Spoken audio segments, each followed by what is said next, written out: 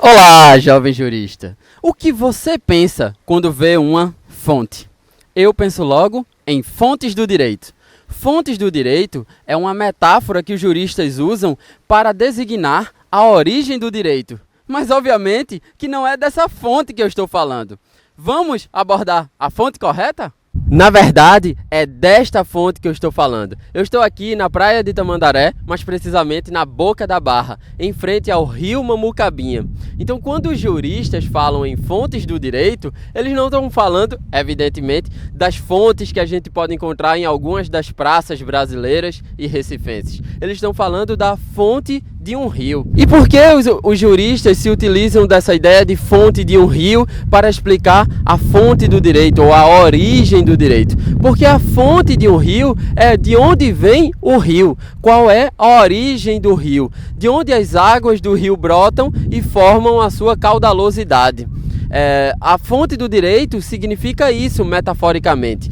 De onde surge o direito? Qual é a origem do direito? E os juristas classificam as fontes do direito em duas etapas, ou dois pressupostos. Existem, de um lado, as fontes que eles chamam de materiais ou imediatas, e existem, por outro lado, as fontes formais ou mediatas ou secundárias. Primeiramente, falando das fontes materiais, as fontes materiais é onde está a origem do direito. São as fontes históricas, as fontes econômicas, as fontes sociológicas. Por que a necessidade daquele bem jurídico surge? Por que a necessidade de tutelar determinado bem jurídico? Então, quando a gente fala de um salário mínimo, a gente fala justamente nessa necessidade, que é uma necessidade econômica, de que existe uma determinada quantia de dinheiro que é suficiente para um ser humano sobreviver. Então, como é que a gente sabe que quantia de dinheiro é essa? É a economia que vai nos dizer.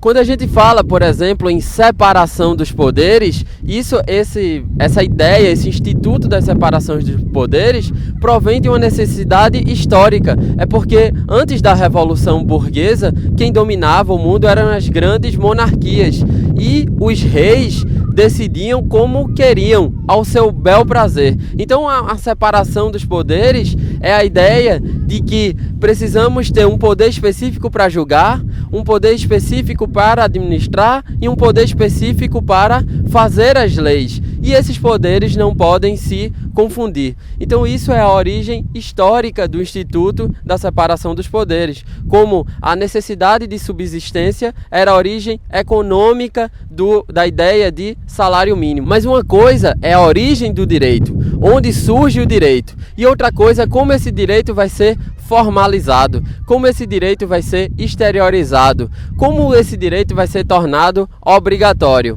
Então, além dessas fontes materiais, existem outras fontes, como eu disse, que são as fontes formais, que são a ideia da exteriorização do direito. O direito em si só começa a ser julgado obrigatório, só pode ser cobrado diante dos indivíduos quando ele vira uma fonte formal. As fontes estatais podem ser classificadas de dois modos de acordo com a sua origem. Existe, de um lado, as fontes estatais legislativas e, de outro, as fontes estatais jurisprudenciais.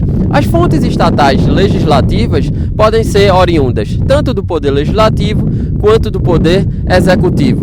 O poder legislativo é uma coisa clara, porque este poder tem por obrigação fazer leis. Logo, as suas fontes são legislativas. Só que o poder executivo tem uma das suas funções esmiuçar essas leis para aplicar em situações cotidianas. Então é por isso que o poder executivo faz regulamentos, decretos, instruções normativas e outros atos administrativos.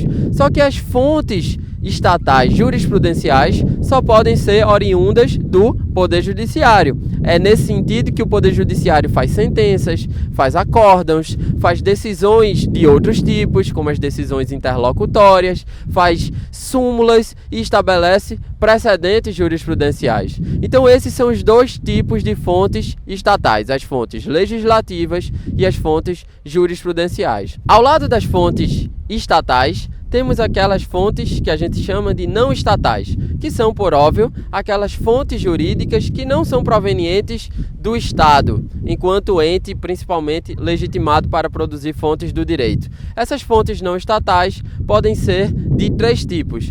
O primeiro tipo, que é o mais claro e é o mais tradicional, são as fontes consuetudinárias, que são as fontes jurídicas que se originam dos costumes dos humanos. Então, normalmente, quando há ausência da lei, o que prevalece são os costumes jurídicos. Existe um outro tipo de fonte que são as fontes negociais, que são aquelas fontes oriundas de um contrato entre 2 indivíduos. Então, normalmente no direito privado, onde prevalece a autonomia da vontade, essa fonte tem muita força.